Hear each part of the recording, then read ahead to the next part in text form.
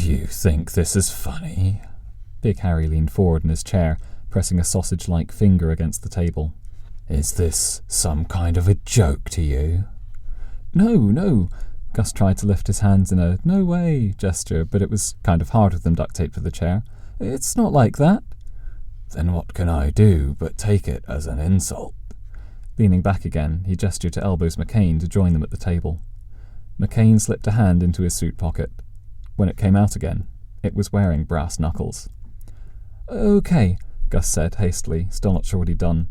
Maybe I did think it'd be funny. Ah, well, I like to think I got a sense of humour, and I'm sure Elbows here don't want to waste his time with no funny guys. McCain nodded, slinking back into the shadows. Gus breathed a sigh of relief. Funny guys is more Vince's forte. Vince? He turned around in his chair and shouted to the man at the back of the room. I hope you's got your steel toe caps on today. Vince began to clomp towards them, his lumpy face obscured by a cloud of cigar smoke. Yeah. Gus frantically hopped his whole chair back a few inches. Wait. I wasn't, it wasn't a joke as such. I just thought maybe you... Are you screwing with me?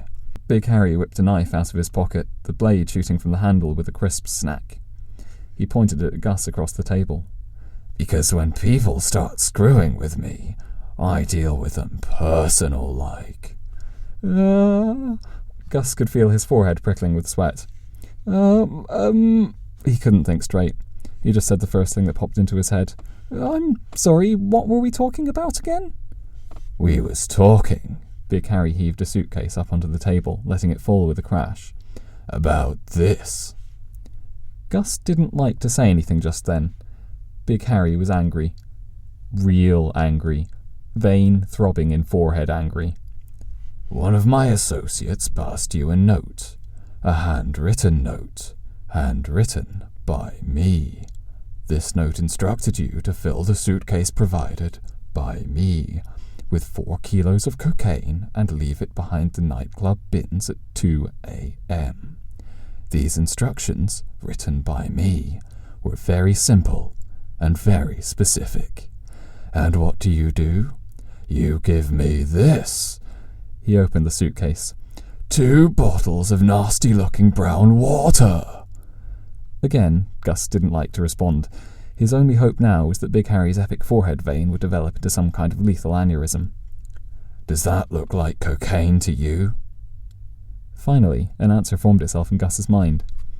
You asked for coke. Of course I asked for coke.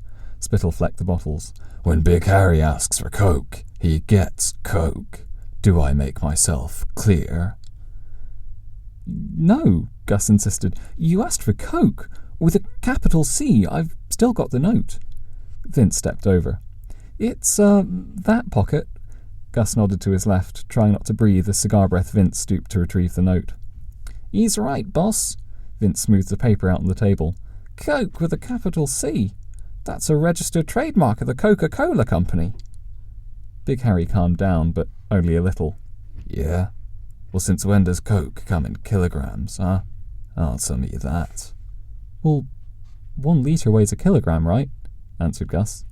I gave you 2 2-litre bottles. That's 4 kilograms. That's true, boss, Elbows McCain put in.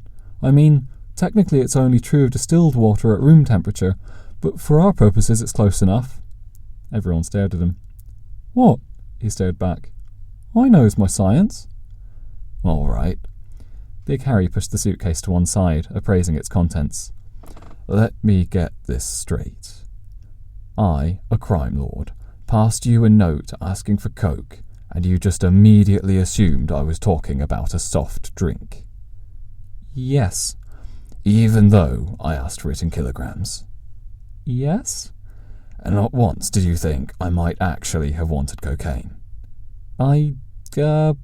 Gus felt like he had about 4 kilograms of sweat clinging to his forehead. Big Harry laughed. That's hilarious. Reaching out with his switchblade, he cut the duct tape holding Gus to the chair and peeled it away, leaving quite a bit of arm hair still clinging to it. Didn't I tell you I had a sense of humour? Gus stood nervously. It is pretty funny.